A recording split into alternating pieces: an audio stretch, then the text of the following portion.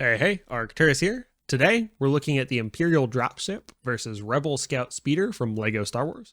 This is an original trilogy era set with the Rebels versus Stormtroopers. It also comes with a 25th anniversary exclusive droid figure for QT-KT, which is a pink astromech droid, which we'll look at towards the end. Move that out of the way, and let's move the box out of the way. And then we'll start off by looking at some of these Rebel Troopers. Don't forget to like and subscribe. Start off with these Rebel Troopers. So, this isn't a battle pack, so you don't get any variation on these. They're all just Troopers.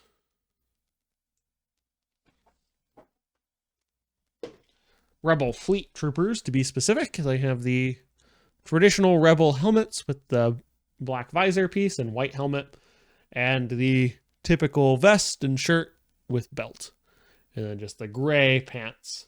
You do get some variations on heads there, and they all have silver bolt rifles. And we'll take off their helmets real quick to see the alternate face prints. And so here we go with the alternate faces.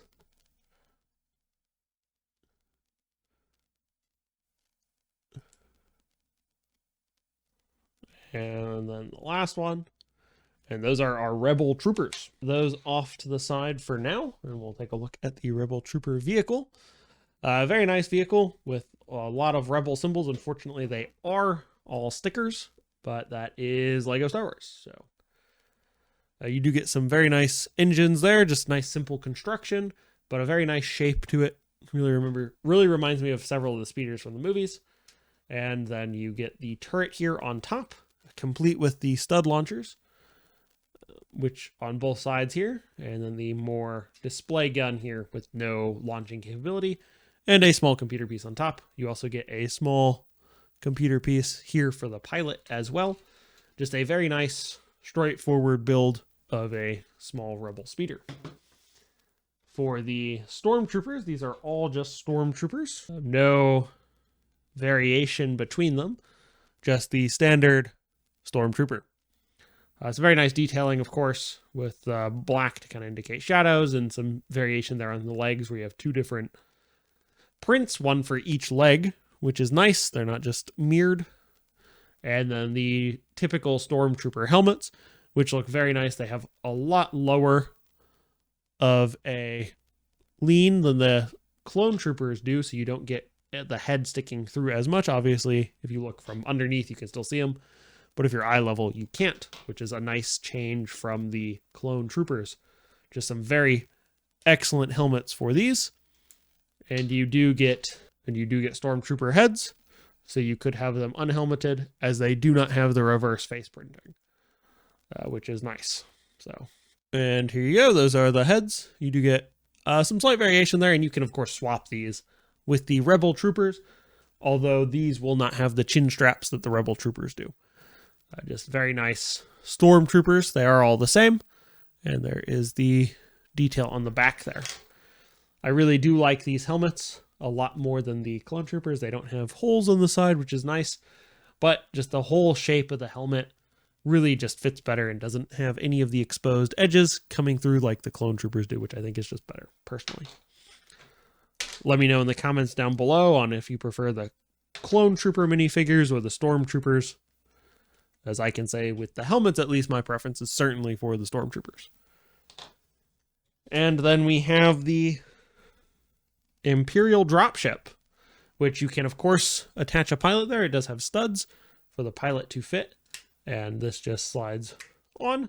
I do like that it is kind of vulture shaped. At least that's how I think of it. I don't know why, but it just kind of reminds me of a vulture for some reason. It does also have the two stud launchers on both sides there, and just some very nice shape, very angular. Quite like it. Similar type engine design from the Rebel ship, but you can have clone troopers attached to it. You could fit two and one hanging down, or two hanging down and one on top, however you like, one in the pilot seat, whatever you prefer. Just a very nice dropship. The symbols are, of course, also stickers, such as here's a sticker and this is a sticker. Be nice if this piece was printed.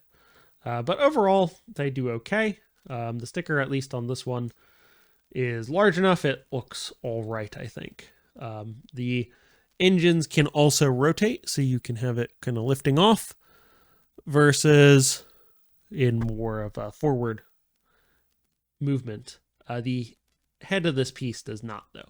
That's really the only rotation here, is this upper portion. For our last figure in the set, we do get the QTKT, which is just a pink astromech droid with some peak detailing there. As you can see here, some nice yellow on the top. It's nice for a pink version, but I don't think it's worth going out of your way to get the set unless you really want it. I think it's a more fun set for the dropship and the Rebel speeder. It is a nice astromech droid with some nice shiny sections here on the torso and some all pink converted. And it does, of course, come with the 25th anniversary plaque that a lot of those do, as well as an extra 4x2 stud piece. For the dropship, you can easily have a clone trooper on the front there in the pilot seat and 2 on the back. If you do have them this way, it does block this part from moving, but you could also have them seated if you wish. For the speeder as well, you can have them seated with their blasters out. The turret will still spin as long as these 2 are seated.